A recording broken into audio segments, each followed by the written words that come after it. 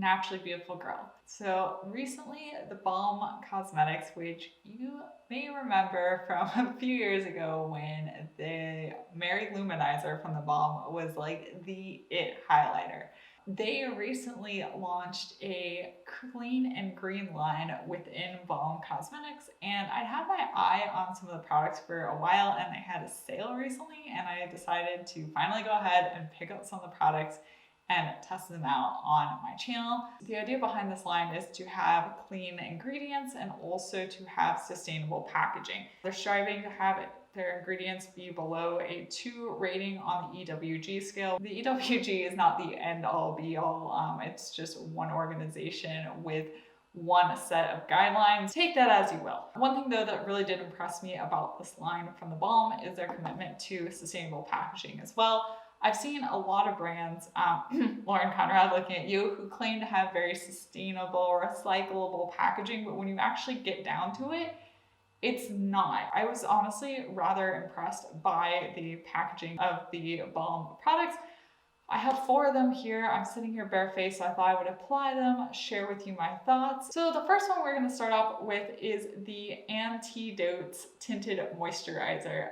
This does come in a squeezy tube. It is from post-consumer recycled plastic. I would have preferred to see this in glass packaging, honestly, or like a more biodegradable type of material. However, I do appreciate that they did make this from recycled plastic. I have the shade in number 10, which was the lightest shade that this comes in. And I was pleasantly surprised to find out that this actually is a good shade match for me. There are 10 shades of this tinted moisturizer. I'm gonna be really honest, shade range could do with some work. When I was looking at the shades, it definitely felt like it centered more on like light side of the shade spectrum rather than on the medium to deep side, but let's go ahead and apply this. I've been trying a few different ways of applying it. I've kind of landed on just using my fingers for applying this. I would try to brush. I use a brush for a lot of products, but you know, this is a tinted moisturizer at the end of the day, so I felt like using my hands is a reasonable approach. And of course, my hair is getting caught in this. Hold on.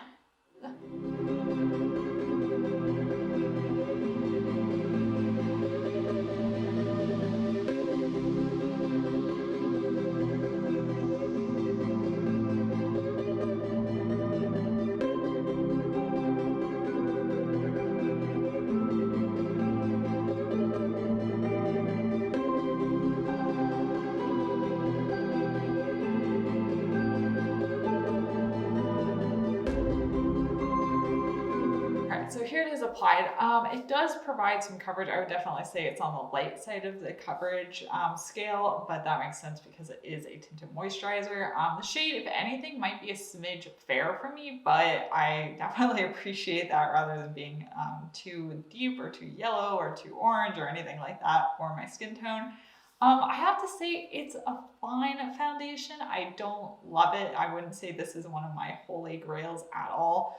I really like the Ilia Super Serum Skin Tint. I also love the Kara Weiss Liquid Velvet Foundation. There's the Kosas Tinted Oil. All of those kind of lightweight, light coverage foundations just look better on my skin. I'm gonna zoom you in a little bit so hopefully you can see what's going on here. All right, I've got you zoomed in. I don't know, we'll see what you can actually see. I just feel like it's like sitting on my skin, and that's been my kind of issue with it the whole time I've been using this and testing it out, is I just feel like it just sits on my skin. It kind of, you can see where all my pores are. It's not the best look, and I'd rather have something that just looks really kind of flawless. That just gives me a little bit of coverage, but you don't really see it there. And I feel like this looks like I am wearing foundation. I will say though that this does wear really well on me throughout the day, which surprised me. Tinted moisturizers can tend to not wear the best because I do have oily skin, but this one holds up really well. It does get oily throughout the day, but any foundation does, but it's not breaking apart or sliding around or anything like that. I would say it's more on the matte side of tinted moisturizers. It's not like a matte foundation, but I wouldn't say it's at all dewy or moisturizing. I would say it's more kind of like a skin-like finish, leaning a little bit matte, which I think is why it kind of does sit on my face and just not really sink in the best. I did put it on top of a sunscreen, my Kinship sunscreen, which is the one I use every day. So I would say it's fine, but would I recommend it? Probably not. I think there are just better things on the market. Yes, it is a little bit more affordable, but I don't want to just purchase a product because it's more affordable. I want it to work well, and in this case, it's not really cutting it for me. And I think if you have drier skin, you would probably like this even less than I do, because if I'm having these problems with having oily skin, I don't think it would look that great on dry skin. The next product I'm going to be using is their concealer, and this is the Antidotes concealer. So these are part of the same line. They're both Antidotes. I love all the puns of Balm Cosmetics. They're kind of known for that. It was really funny when I got all these products in the mail. They were sitting on our kitchen counter and my husband was looking at them, and I knew he was going to like them because he always loves reading nail polish names, because they always have cute puns as well. So he appreciated the names of these. This concealer is also in the shade number 10, and it's also a good shade match for me. And the concealer also comes in 10 shades. It looks like the shades for the concealer match the shades for the foundation. This is a metal packaging, and then you've got the concealer inside. So I do appreciate this. This is a really nice packaging. If you're going to go for green packaging, this is a good option, so I am happy to see that. I am going to be using this under my eyes today. I've tried it for spot concealing. It's not my favorite for that. I found that it just didn't really want to stay on any acne spots that well, and I did have a few breakouts on my cheek. They look much better now, but earlier this week I was trying to conceal them with this and it just wasn't quite cutting it. I'm going to go ahead and warm up the concealer with my finger and then just blend this out under my under eyes.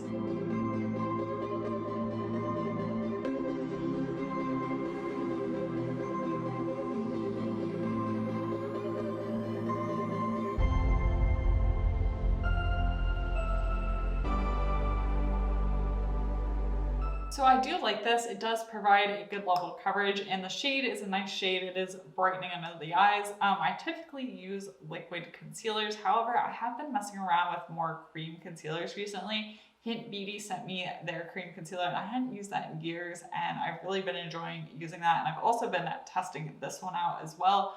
So I do like it. Would I say it's like one of my all-time favorite concealers? No, but it has been working really well, and I've mentioned this a few times. I've been dealing with some dryness under my eyes recently, and I find that this concealer works really well and hasn't been accentuating that too much. I've been impressed. This concealer has stayed in place pretty well. I mean, I was expecting it to kind of crease and move all around with being a cream, but it has held up pretty well. I do set it with my 14E setting powder, which is my ride or die setting powder. It's the best one I found. And with that, this really has held up well and stayed in place really well. So yeah, I would say surprisingly that I like the concealer. I like the concealer much better than I like the Tinted Moisturizer. I just find that it works well for me. But as I mentioned, I don't like it for spot concealing. I didn't find it to work too well for that purpose. But I'm gonna go ahead and set my face and my under eyes quickly, fill in my brows, and then I will hop back and I'll be back to talk about blush. Before we talk about blush though, I did want to mention that one of the things I don't like about the foundation is it doesn't tend to look the best when I powder it. It tends to want to head towards being cakey.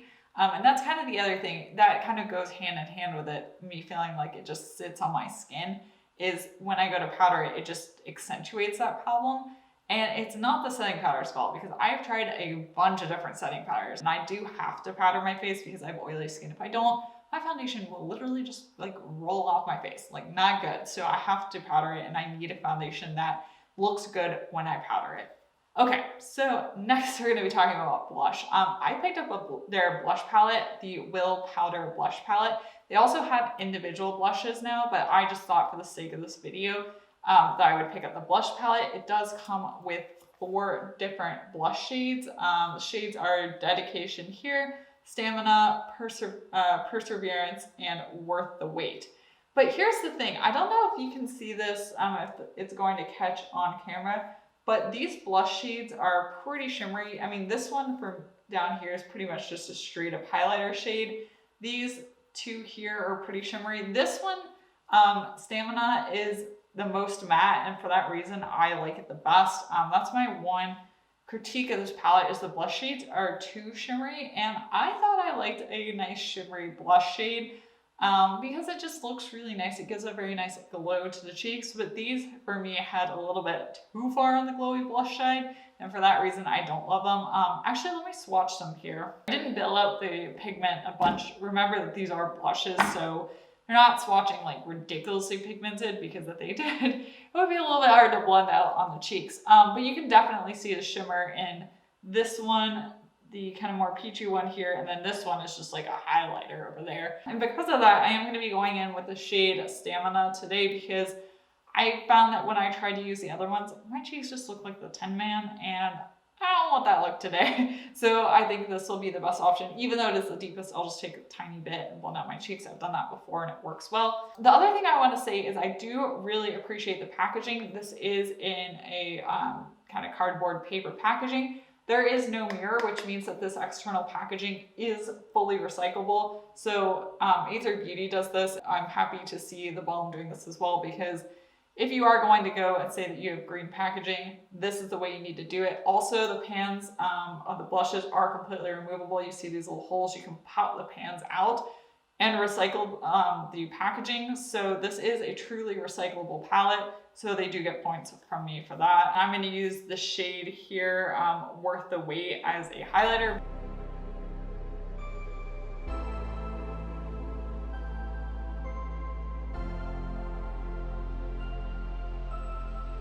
So I've got the blush applied. I've also put on the shade Worth the Wait as a highlighter. You can see how beaming of a highlighter that is.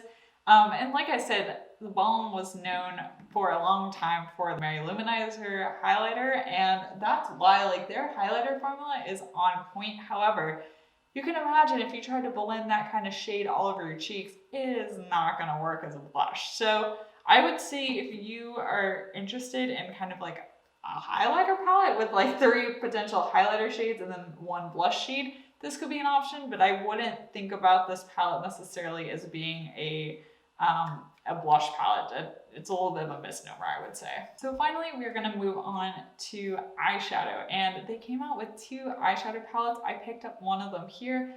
This is the Balm and the Beautiful Episode 1 eyeshadow palette. So there, like I said, there are 2.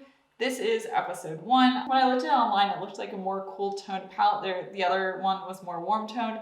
However, I was really pleasantly surprised that this palette, I felt like, had the perfect balance of warm and cool tones. Because depending on which shades you go for, these 2 shades up here and then this one right here can really pull your eye look more warm toned. And then these 3 over here can really pull your eye look more cool toned, which I really much appreciate. Also, there was a nice matte deep brown and then a matte kind of cream shade. So for me, this was actually pretty much a perfect composition of an everyday, very usable eyeshadow palette, which gold star to the Balm for that. So out of the 2 shade-wise, I would recommend this one. I mean, I don't have the other one, but I do really like the shade composition of this palette. And once again, similar to the blush palette, this is in fully recyclable packaging, no mirror, and then all of the pans can be popped out and the entire palette can be recycled. So also good points on that. And I'm happy with the quality of it. I wouldn't say the shimmer metallic shades, actually I should break this down for you. There's 4, these 2 down here, Roll Credits and Red Carpet. And then this one here, Autograph, are kind of the shimmer shades. This one's kind of shimmery. I would say this is like borderline between it's not a pure matte, but I wouldn't say it's as like metallic as these 3. This is Green Screen here. And then there are the other pure matte shades, which are Cut, Makeup Artist, Chick Flick, and Cliffhanger. So I like the quality of the shadows. I find the metallics to be good. They're not like the most amazing metallics. They're not like Aether Beauty metallics, but I find that they work really well and I'm happy with the performance of them. And the mattes are nice and pigmented. They blend easily. But you know what it reminds me of a lot actually is the Lauren Conrad Beauty Eyeshadow Palette. I find that those shadows, like the quality of them, are very comparable to this and that they're very good. They're not like mind-blowing, but they're really good and I don't have any complaints about it. So I do like that. Definitely a lot better than Jason Wu eyeshadows.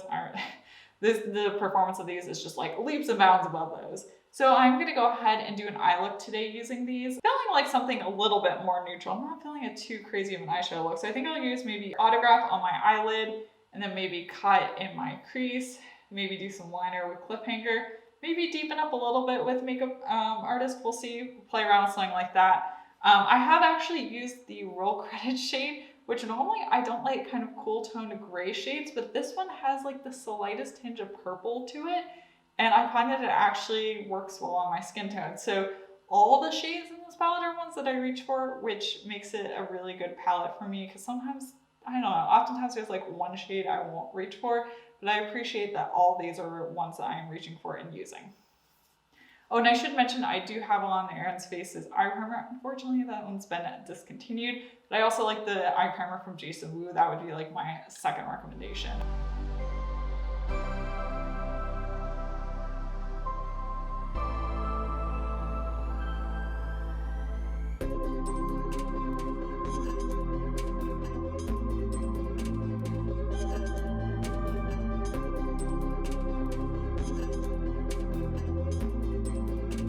I'm going to throw on some mascara, throw on some lipstick, and I will then be back to give you my final thoughts. So now that I've got the last little bits of makeup on, let me tell you my final thoughts. Although it can be really trendy to have clean beauty lines within a makeup brand or to launch entirely new clean beauty lines, I feel like the Balm is going at it from a correct standpoint of really actually thinking about ingredients and also about having sustainable packaging. For the Tinted Moisturizer, I would recommend skipping it.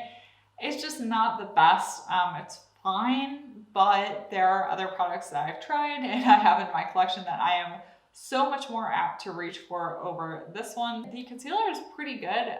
Like I said, the shade range of it is a bit narrow, but if you can find your shade and you're interested in a cream concealer, I do think it is worthwhile.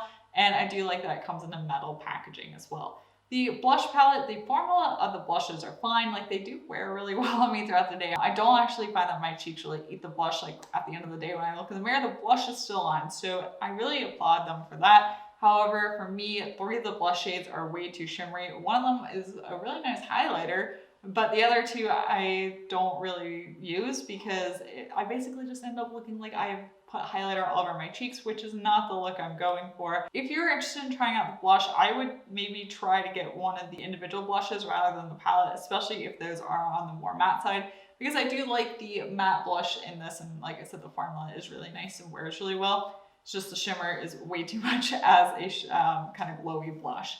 And the eyeshadow palette I really do like. I mean, there's so many neutral eyeshadow palettes on the market. However, if you are looking for a really nice palette that can pull both warm and cool, I did kind of a more neutral tone, and you can also get that from this palette where it's not like too cool or too warm. You can really kind of stay in the middle depending on which shades you use. I think this is a really great option. It's just a solid palette. It's not the most exciting or interesting or innovative palette, but I also appreciate that sometimes you just want a palette that's easy to use, that you aren't worried about like which colors go together, especially if you are maybe newer to makeup. I hope you found this video helpful. Let me know in the comment section down below if you've been curious about the Balm. Let me know what you think about the green and clean line from the Balm. I'm very curious to hear your thoughts, but thank you so much for watching. And if you like this video, be sure to give it a thumbs up, and of course subscribe to my channel and click the bell button so you're notified of when I post new videos. And also I should mention that giving this video a thumbs up or commenting really does help me. It helps increase engagement on my channel, and it really helps me out with YouTube and the algorithm. Whatever the algorithm's deciding, it seems to be helpful when you guys like and comment, so I very much appreciate it if you do that. And also come follow me on Instagram. I'm at naturallybeautifulgirlkat there. And once again, thank you so much for watching, and I will see you next time. Bye!